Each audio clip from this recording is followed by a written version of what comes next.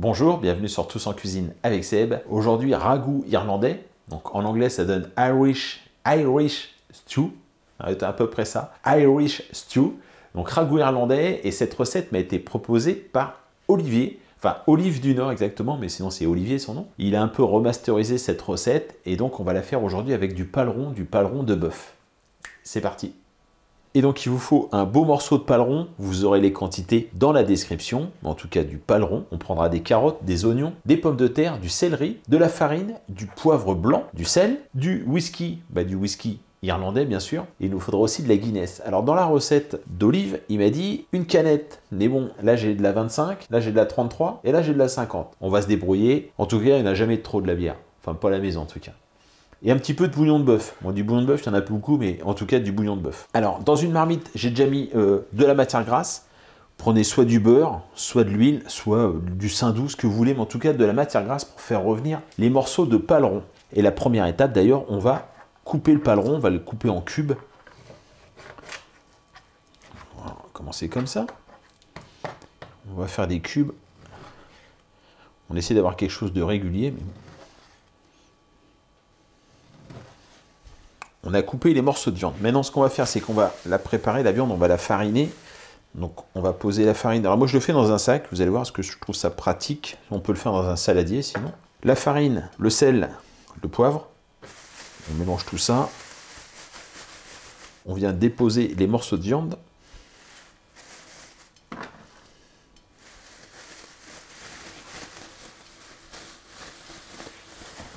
On referme. Moi, je laisse de l'air dedans. Et voilà, je viens mélanger comme ça. Alors ce qu'il faut, c'est que le sac soit assez résistant, il ne faut pas qu'il craque. Surtout pas à ce moment-là. Voilà, ça permet d'avoir des morceaux bien farinés, sans surplus, on est pas mal là comme ça. Et maintenant, on va les faire colorer donc à la cocotte. Voilà, donc on ne met pas tous les morceaux de viande, on y va au fur et à mesure, on en met quelques-uns, histoire que ça colore bien. Voilà, comme ça on est pas mal. Alors, on fait bien colorer les morceaux et après on va les retirer, on va les maintenir au chaud.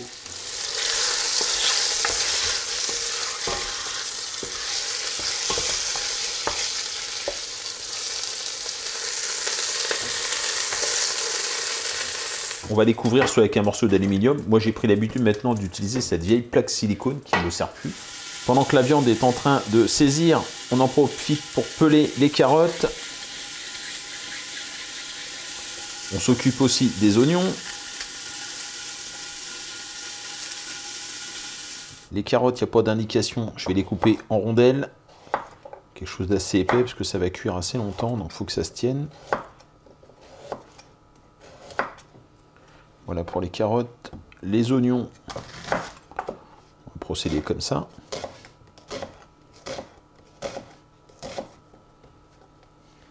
Et voilà, on va s'occuper tout de suite aussi des branches de céleri, mais avant que ça ne chauffe de trop ici, je vais rajouter tout de suite carottes et oignons. N'hésitez pas à remettre un petit peu de matière grasse entre chaque cuisson. Voilà, et on va rajouter tout de suite le céleri.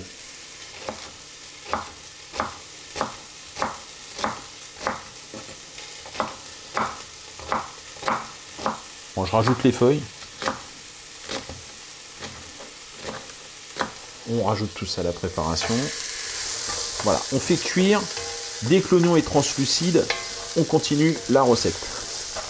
La recette indique 4 pommes de terre. 4 pommes de terre. Du coup, moi j'ai pris 1 kg de pommes de terre. On va les couper à peu près de la taille des morceaux de viande.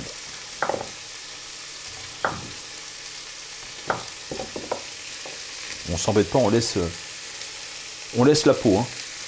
Alors, je sais pas ce que vous en pensez, mais on s'approche un petit peu des couleurs irlandaises quand même. Les oignons sont translucides, on va rajouter maintenant le whisky.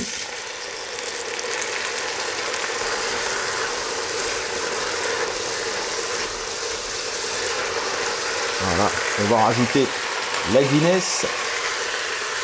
Et on rajoute la Guinness.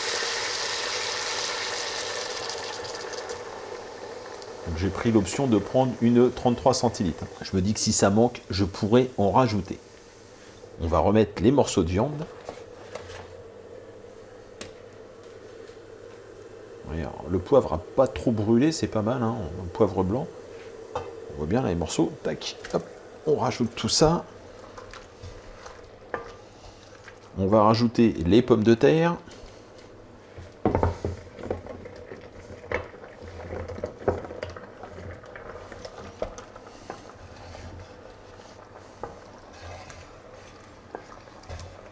On n'oublie pas le bouillon de bœuf.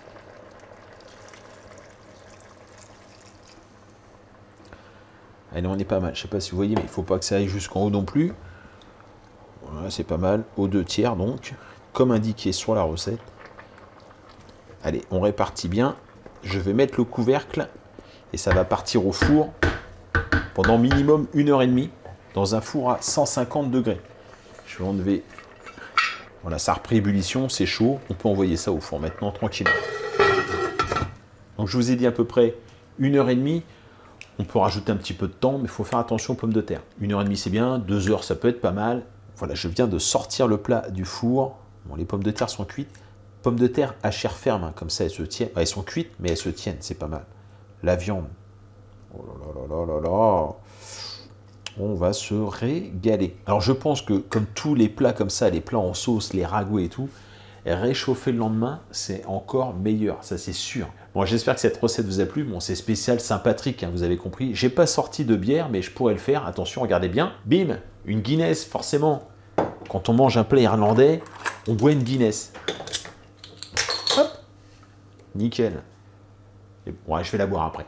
J'espère que cette recette vous a plu. On remercie Olivier qui m'a aidé, mais bien détaillé toute cette recette. Je vous remercie et je vous dis à très bientôt pour de nouvelles recettes. Au revoir.